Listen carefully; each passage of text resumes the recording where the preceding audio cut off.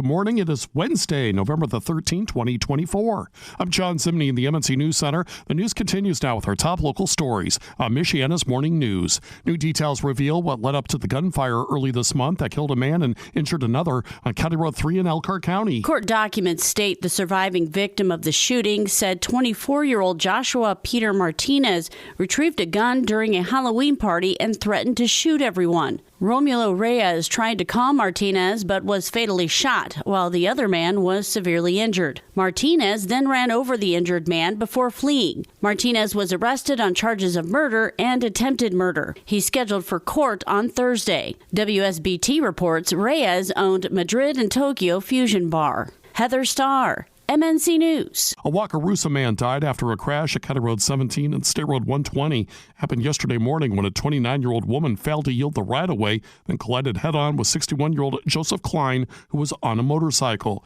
Police say he was wearing a helmet, but he sustained internal injuries. He died at the hospital. The woman was cited for failing to yield the right-of-way and lacking insurance. And a West Lafayette man was seriously hurt in a crash that happened in Fulton County. That happened on Saturday at State Road 25. Police say the 44-year-old man was hit from behind when he was slowing down, entering the town of Fulton. The force of that crash pulled his vehicle into a tree. He was airlifted to the hospital. Police said the driver that caused the crash refused medical attention. A Concord High School student was taken to the Elkhart County Juvenile Detention Center after they were found with a gun in their backpack. School leaders were tipped off about the student early Monday afternoon and within just a few minutes confiscated the backpack. According to a letter sent to parents, they found an unloaded 9mm handgun in the backpack. School officers also found bullets and a switchblade in the student's pockets. They say the student will not return to Concord High School, and the case is being sent to the Elkhart County Prosecutor's Office. Derek Decker, MNC News. This morning on MNC, November being National Adoption Month, state lawmakers are reminding you that they've passed several key pieces of legislation recently that protects Indiana's most vulnerable children. State Representative Corey Criswell of Middletown says there's a new law that gives the Indiana Department of Child Services and the courts more tools and concise guidelines when planning for permanency and stability for the child. This piece of legislation creates rules and procedures for getting families back together and ensuring the child is in a safe home. The new law also creates more resources for the state and courts to make more informed decisions on child placement. A little more than 1,900 children were adopted in Indiana last year. John Herrick, Network Indiana. A 3-week toy drive has begun at 42 Panera Bread locations across the state of Indiana. This year's drive expands on last year's effort, which collected toys at select restaurants. The donations will support Salvation Army Christmas programs in counties throughout the state. Through December the 6th, collection boxes will be available at participating locations. New unwrapped toys for infants to teens can be dropped off during regular business hours.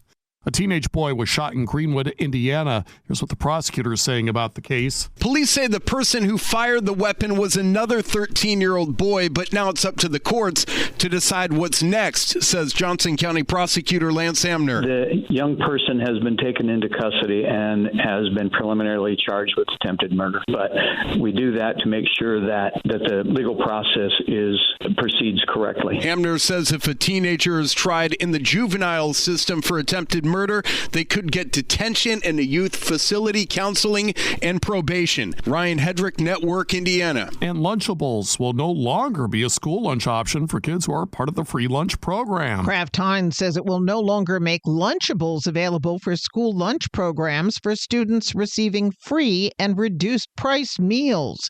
The food giant says demand fell short. The company only started offering the packaged lunches to schools last year. This April, Consumer Reports claimed Lunchables contain lead and too much sodium, though the researchers admitted none of the kits exceeded any legal or regulatory limit. Kraft Heinz says Lunchables are safe to eat. A man's pleaded guilty to burglarizing a local business back in May of last year. The owner of KC Lane Makeup and Lash Studio told police that the building was broken into and money bags, a checkbook, a bank bag, and several necklaces were all stolen. The suspect, 30-year-old Adrian Connor, was identified using surveillance cameras on the property. A trial status conference took place for a man accused of stealing over $10,000 in tools. Elkhart police say in April of 2022, an employee of EFP Corporation in Elkhart found pry marks on the door to a maintenance garage, as well as many missing tools. Detectives say more valuable tools were not taken, but very specific ones, including a grinder tool and 2-ton hoist, were missing. 57-year-old Christopher Hall was identified as a suspect as he had been fired that month and was familiar with the location of the missing tools. The Goshen News says Hall allegedly pawned the tools within a week of the burglary. His jury trial has been continued from December 2nd to March 31st. Alyssa Foster, MNC News. Grisly finding as a man was discovered dead inside of a Planet Fitness on the south side of Indianapolis. This happened on Monday. Investigators say 39-year-old Derek Sink was found dead in a tanning bed at the gym. People reported a foul smell. It's believed the body may have been there since Friday. Planet Fitness spokesperson says they're looking into what happened at the local franchise owner. And routine blood draws during a doctor's visit can reveal disorders on diseases. As the number of patient caseloads inch upward as the population ages, the Hoosier State is now facing a shortage of hematologists. This means patients may experience delayed access to treatment. Dr. McCole Siegel believes hematologists need to be trained to break the cycle that draws them to only the study of hematology oncology or blood cancer after their initial hematology training. More and more medical students, and even more than medical students, internal medicine residents need to be exposed to hematology clinics, to inpatient hematology. Once they go there and they get exposure to that, it is something that draws people in. The American Society for Hematology has started 10 fellowship programs to train 50 hematologists over the next 10 years. Derek Decker, MNC News. By the way, 4 years of medical school, 3 years of residency, and 2 to 4 years of fellowship for an adult, pediatric hematology, oncology, or pathology training, they're all required to become a hematologist. So not an easy task indeed. We start with partly sunny skies today. We'll see increasing clouds through the day so that by the time we get to the afternoon, we'll see mostly cloudy skies. Afternoon temperatures right around 50 degrees. We'll see rain showers develop this evening, and overnight rain will be steady. We'll drop down to 45. And we'll continue to see scattered showers on Thursday. Afternoon high temperatures around 52. I'm WSBT 22 Chief Meteorologist Carrie Peugeot. And a reminder that breaking news can happen at any time, day or night. Get first word by signing up for breaking news text alerts from MNC. We'll send you the important ones. Text the word news to 574-2595-953. Podcasts by Federated Media.